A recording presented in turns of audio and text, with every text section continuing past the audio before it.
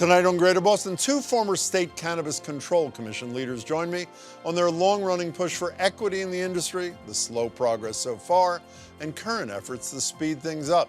Plus, local Nobel Prize winner Craig Mello on how the RNA technology he discovered, is it similar to the one behind the Moderna and Pfizer COVID vaccines? How it could target diseases like ALS and Alzheimer's, currently without cures. And finally, GroundTruth Project co-founder Charlie Sennott on how he's getting more journalists into more newsrooms across the nation and around the world. First up, marijuana equity. It was a main goal that the legalization effort here in Massachusetts was built upon. The Cannabis Control Commission even set up a social equity program specifically to help people directly affected by the war on drugs and marijuana prohibition to get in on the legalized industry. But as we've been talking about every few months for 6 years now, we are still not there. Last week, state lawmakers started negotiations on a bill aimed at diverting a portion of the state's marijuana tax revenue to equity applicants, as well as making it easier for people with marijuana charges to wipe them from their record, something that several other states have already done, by the way. Here's where we stand now. When last we discussed the situation on the show in February, the latest licensing numbers showed that of 350 marijuana-related businesses that had reached the, quote, commence operations phase, only 13 were social equity applicants. That's 3.5%. Today, with the increased push of 420 licenses granted, we're up to 22 or 5.2% going to social equity applicants. An increase for sure, but not what voters embraced on the ballot in 2016, and I'm guessing my next guest would probably agree.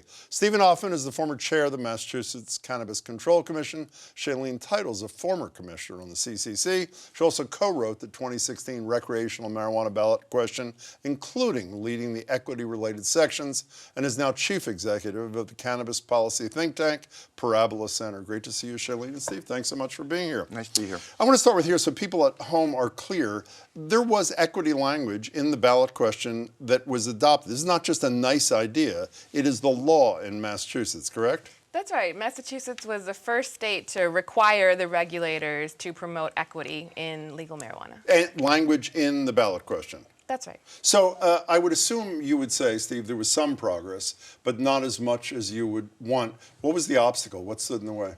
Oh, I think a lot of things stood in the way, but by far the biggest obstacle was the lack of funding for entrepreneurs to start up businesses in the legalized cannabis industry. I think the HCA process also got in the way. That's a hard, expensive, and sometimes random process that they had to navigate even before. Host community agreements. I'm sorry. This is the agreements negotiated Right. between the applicant and a city or town. Correct, and the law requires them to have, applicants to have a host community agreement in place before they can apply to the commission, and just getting through that process was time-consuming, expensive, and as I said, somewhat random. You know, the thing I never quite understood, and I hope I get this right, is that you guys, statewide, the commission, was required to, as you say, promote and some other verb, equity, but cities and towns were not under the same requirement. Is that just a drafting problem, or the legislature asleep? What's the deal with that? No, I'm serious. I'll let you go. No, I mean, you wrote the damn thing, so what's the deal? Well, I would argue that the municipal process was meant to include equity, but it turned out to be corrupt. We've seen multiple people get arrested for trying to bribe local officials. And so if what it takes is to very clearly clarify that municipalities are subject to the same requirements, then that's what we need to do. Well, that's one of the things the legislature is theoretically going to be dealing with now. And I have to say, in defense of the two, I know you've been pushing for a lot of these things for the whole time you were doing. A couple of things. One, crackdown on abuse of local fees by cities and towns, basically meaning they can't charge for costs that don't exist. I know city and town leaders say it's a problem. It's not a problem. As I said a minute ago, help make it easier to clear a record for somebody who was a defendant, somebody who suffered as a result of these marijuana laws in the past. I want to talk to you about funding. There is money in each of the House and Senate versions directed to diversity and equity initiatives. My understanding is the top amount would be $25 million, the lower amount, and they have to negotiate this, roughly half. Is that enough? You know, the answer is no, obviously. The answer is no. I mean, I think you have to think about the economics of starting a business. And, if you look at one of the things that I'm proud that we did was create delivery licenses, which really do require a lot less capital than other forms of businesses. It's not like a brick and mortar kind of experience. Exactly, but if you're talking about retail, particularly in some of the pricier areas of the state, it's a couple $1 million. Certainly, if you're talking about indoor cultivation or manufacturing, the numbers start going up. So it depends, on two things. One is, how widely do you want to, help people? And the second thing, and I think it's really important, is the way the legislation is structured. It allows for private money to supplement what's being diverted from tax revenues. And I think if the objective is to make sure there's plenty of private money coming in, and I think that people are waiting for there to be a structure they can contribute to. I actually think that funding gap can be bridged. So you're saying money. that if private investors know that there's public money, that seed kind of thing, that may lure two things. other money in. One is I think the state giving its imprimatur to this by creating this fund will, I think, allow for private funding. And I think the other thing that is important is there was no structure. I talked to a bunch of the bigger companies. They wanted to make a contribution. There was no place to do it because you wanted a bank created, didn't you? Want a state bank created? That was early when I like that. You don't have to be. When I was young and naive. That's a great idea. But I want to be clear. I got shut down so fast on that. When you were chair, every time you were with me, you were very, let's put it this way, polite to the legislature. I will continue to be. No, I don't think you have to be polite anymore. Now, a serious question. Yeah. Is the 25 mil max, 15 mil or somewhere there in the middle, is that intended to be a seed, like you say, or is this just a token thing to throw money to pretend that we're trying to advance equity but not really doing it? No, I think, look, 25 million is real money. Okay. So I think it's real. Do I wish for more? Absolutely. But as I said, the way this thing was structured from the very beginning when we first started talking about this was that it would be a partnership, not seed money, but a partnership between public and private sources, and I'm hoping that's the way it turns out. So back to the issue that you and I, Sharlene, were talking about a minute ago, that equity be mandated by cities and towns. It's explicit in this legislation. Again, we don't know if it's going to come out of it. We assume it's going to come out, assuming they can cut a deal before they take a 5-month vacation, which is a whole other issue that, don't worry, I won't get you involved in. Please. But they leave on July 31st. That would go a long way, let's be clear, to solving this problem. If they were mandated to consider equity when dealing with these host agreements, that would be a huge thing. It would, and I think actually the legislature deserves a lot of credit because it took a lot of time and it was a huge effort started by the equity applicants themselves who were pointing out these problems. But in the end, the House and Senate have both passed good bills, and when it comes to municipalities, there's a version that requires them to be subject to the same encourage equity. There's also incentives to work with social equity businesses, financial incentives, and there's also a way you would lose money as a municipality if you don't. What are they not doing that you think they should be doing that would advance the ball even further along on the equity front, Sharlene? They, meaning the legislature? Yeah.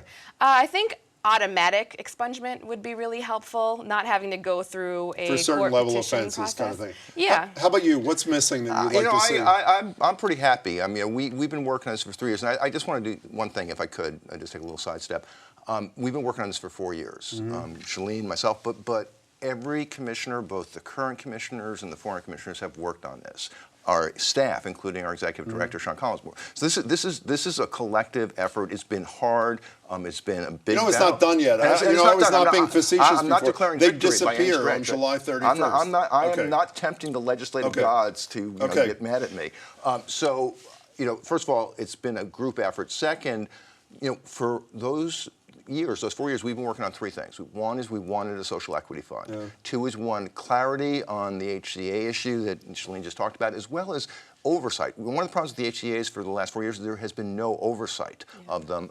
I think the legislation clarifies that. The third, and it's a piece that isn't really getting a lot of coverage, is allowing for cities and towns to opt in to social consumption, which is another big social equity issue. And so they're addressing those 3 issues. I'm not going to nitpick. Is it a problem that marijuana is still, for intrastate purposes, is it still a problem that marijuana is classified as a Schedule I drug, a la heroin, on the federal level, or is that not really critical in terms of equity internally? There are some problems, banking and research, but it actually would be a bigger problem to see federal descheduling without any protections for programs like Massachusetts. So you disappeared. You left 4 or 5 months early. Not only did you leave 4 or 5 months early with no explanation, but also the commission didn't even tell the public for a week that you had left. What's the deal? What's the untold? Oh, of course, there's an untold. What's the untold story? It was the time to leave. I'm not going to look retrospectively. It was the right time to leave. But why did you leave? It's the right time to leave. And why didn't they tell us that you had I asked them. Well, I'm asking you. Jim, it was the right time to leave. I really would like. And is there a story? I mean, I'm not going to get the story out. Is there a story you're not telling, or No. No, there's not. No, it was just the right time to leave. I felt like I'd accomplished what I came to do, and it was time to leave. Time, new commission, and I'm proud. I'm incredibly proud of what we accomplished, and no regrets. But it was time to leave. Okay, as the drafter of equity stuff, if the things you and Steve just talked about are actually in the legislation, makes it onto the governor's desk, and he signs it, was the mandate that delivered by the voters in November of 2016 met? If it's adequately funded. We don't know that yet, but if it's adequately funded, we're well on the way. Great. Sharlene, Steve, thanks for your work. Really appreciate it, and great to see you again. My pleasure. You don't have to be nice to them anymore. You understand that? I'm a nice guy. What can I say? Great to see you both. Thanks Same so here. much for your time. You know, people often hope for fame and success to fall into their lap. But for me, it was the other way around. About a week ago at a restaurant in Harvard Square, the lap I almost fell into, that of Dr. Craig Mello, a Nobel Prize winner, and better yet, a local Nobel Prize winner, who along with his partner Andrew Fire got the 2006 Medicine Award for the discovery of something called interfering RNA. It's very closely related to messenger RNA, or mRNA, I think anyway, which we've heard so much about over the past couple of years, thanks obviously to the Moderna and Pfizer COVID vaccines. So never one to miss an opportunity. I no sooner arose from a near faceplant on his table than I asked if he'd be willing to join me to tell us how RNA science could change our collective lives next. And he very kindly agreed. Dr. Craig Mello is professor of molecular medicine at UMass Medical School in Worcester, where he runs the Mello Lab. It's great to have you here. Thanks so much. Thanks, Jim. It's great to be here. How scared were you when I was hurtling towards your table? Honest to God, all 247 I would have pounds. caught you.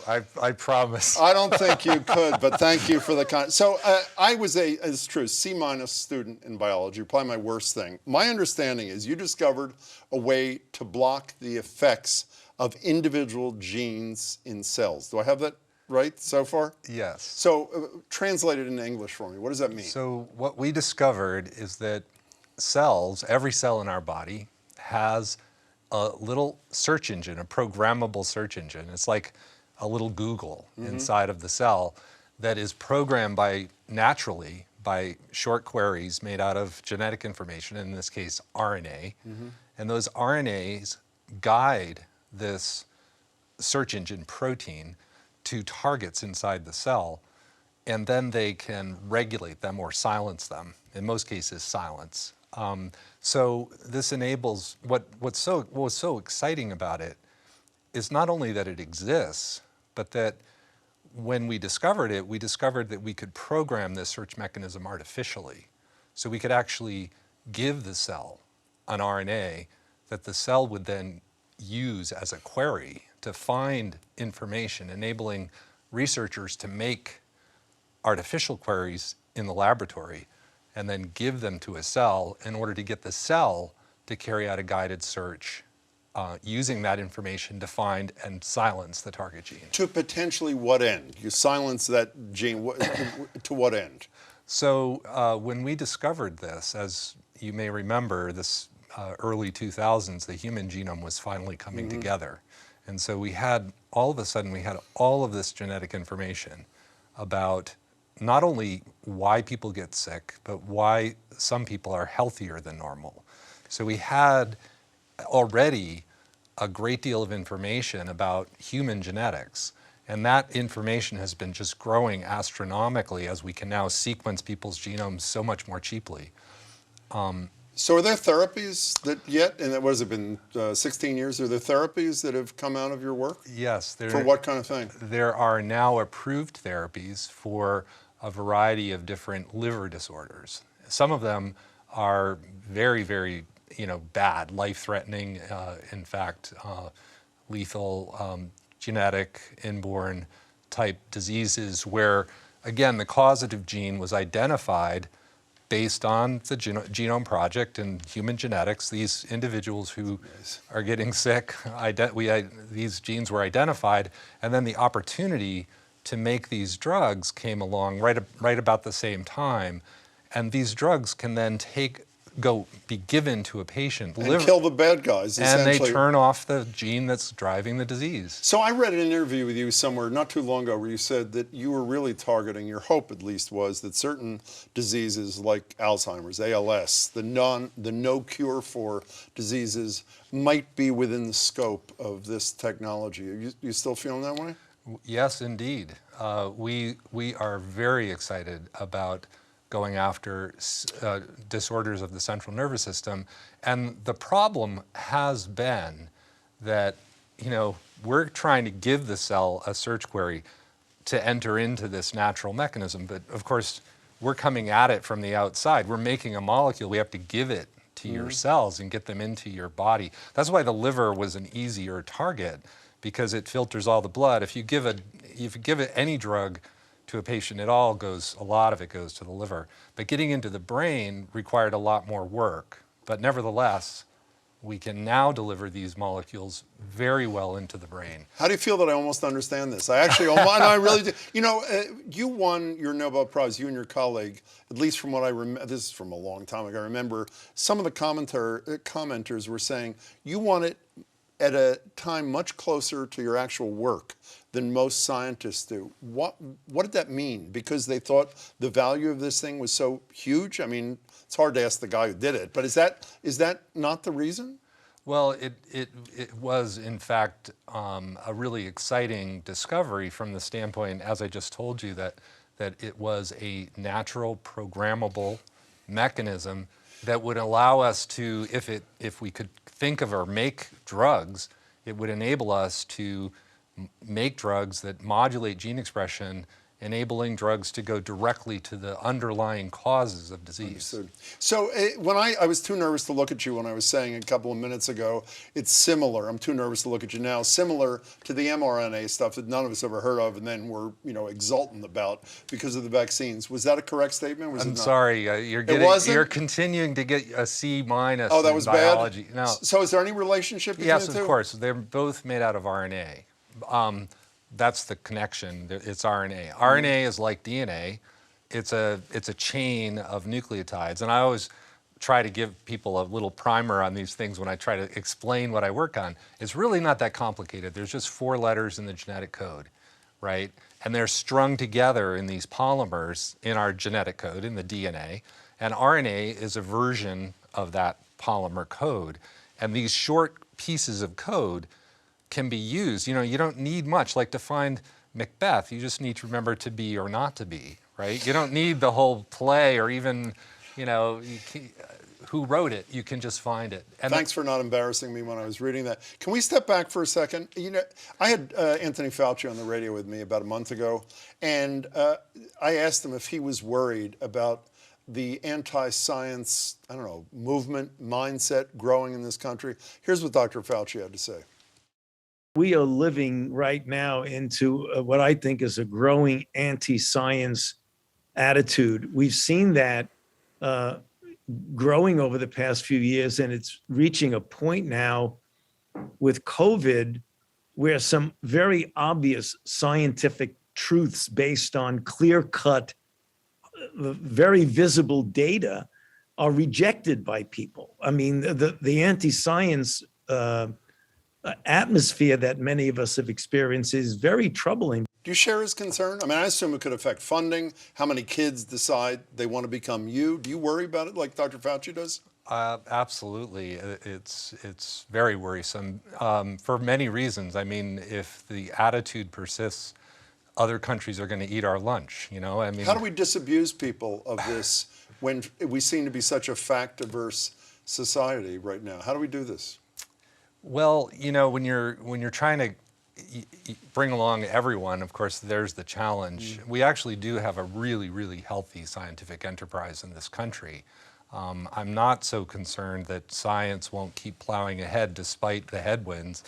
And most people in government, it seems, at least value the outcomes that science brings to the table. Let's hope it stays that way. But yeah, it's a real concern to me to see how people are, spreading information, misinformation, and not able to evaluate information. Is everybody nice to you now that you won a Nobel Prize who wasn't nice to you before? Is that true? It must be, right? It's been wonderful, of course. You know, I love being able to talk to the lay audience and to get on a show like this and be able to explain RNA to people. I mean, I just find this stuff so incredible. What I love about science is the more you discover, the more you explore, the more mysterious everything gets, right? It's like those images from I knew you were going to say new that. telescope. Absolutely. Well, I hope I stunning. fall into your lap again soon. It's great to see you. Be well. Likewise, Jim. Thanks Thank so you. much. Craig Mello.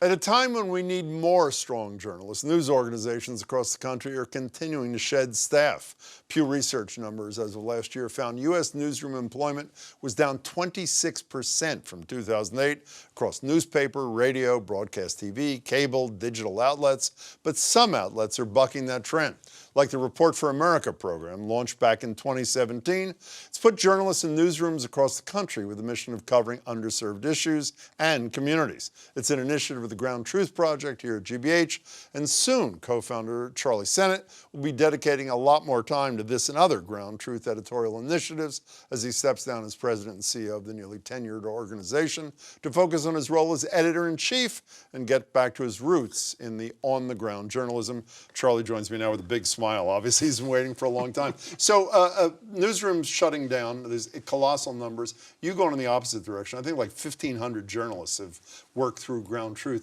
Is there something that is replicable elsewhere, or is this a GroundTruth anomaly? No, there is. This is a really big idea. Report for America is a service program. So those of your viewers who know Teach for America, this is Teach for America for journalism. Report for America is very much a service program. And the idea is there's a tremendous yearning, particularly among emerging journalists, young people, to serve communities. Journalism is ultimately about serving communities. So what we're saying is there's a crisis. We're seeing 2 newspapers a week die in the United States of America. We now have more than 2,000 communities that don't have local news organizations. That crisis in local news becomes a crisis for democracy. We are seeing a whole new generation that wants to be part of serving these communities. So the call to service works very well here in the States, and that's why we've had such luck really scaling the program as dramatically How many as we have states are you had. in? We're in every state. You are? Yes. Who's paying for this thing? Good question. This is the part of my job that I'm not going to be able to give up, which is we are a nonprofit. We raise funding, so we have. You pay for the whole thing when you assign a reporter to an outlet? We pay for half of the reporter's salary, and then we help the news organization raise the other half locally. So what this is about is we raise funding from big national foundations like the Knight Foundation, like MacArthur Foundation. We have other funders. We have individual donors. We pull together national funding for half the salary, and then we help these news organizations go into the community foundations, the smaller foundations in their backyard, telling those community foundations, you have to care about your local news organization. Because if you don't, your community is going to have 3 things happen. Voter participation is going to plummet, polarization is going to increase, and really interestingly, bond ratings will drop because banks will not invest in those communities that don't have anyone watching the store. So we are trying to say, It makes total sense. right? But So the death of the American newspapers has taken its toll on American democracy, and we're trying to counter that trend. And Report for the World is a variation on the same theme, and you're in a bunch of countries now. Yes, where? That's right. We've seen such success in Report for America. We thought, what if we brought our international reporting experience? GroundTruth's always been about international reporting. What if we replicated the Report for America model globally? We've had great success in Brazil, where a very similar problem with a local news crisis is happening. We're in Nigeria, also very similar, that in the Middle Belt where the Christian and Muslim divide is, the newspapers that are there can literally save lives by dispelling rumors that get villages clashing. We're there in Nigeria, and we're in India, where there's a big kind of conglomerate of big media in the big cities.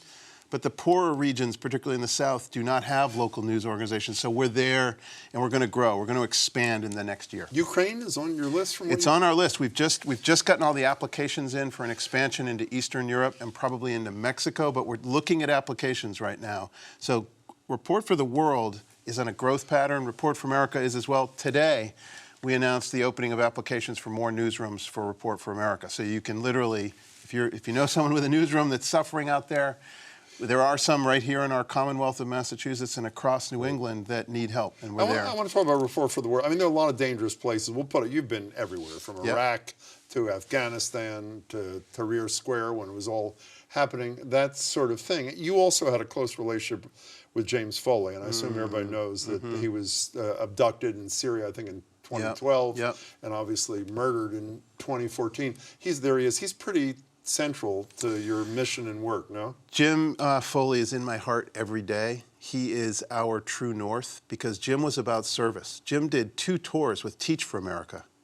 He taught literacy in prisons, then he worked in a women's shelter, and then he became a journalist. And Jim, for those of us who were lucky enough to know Jim and work with him, he had a beautiful spirit of service and of wanting to be there to give people a chance to give their voice, you know, out to the world. And he was so committed to it. So Jim is urgently involved in everything we do because he gave us that motivation. But also, just to remind everyone, I am known more for that work in Iraq and Afghanistan, particularly here in Boston, where I was the Boston Globe's Middle East correspondent. But it's so important to remember, I began international reporting as a police reporter in New York City with a really bad mullet haircut. and I was a police reporter responding 1993 to the first World Trade Center bombing. That led to becoming a Middle East correspondent. So I think local reporting has always got a global sensibility to it if you think about it.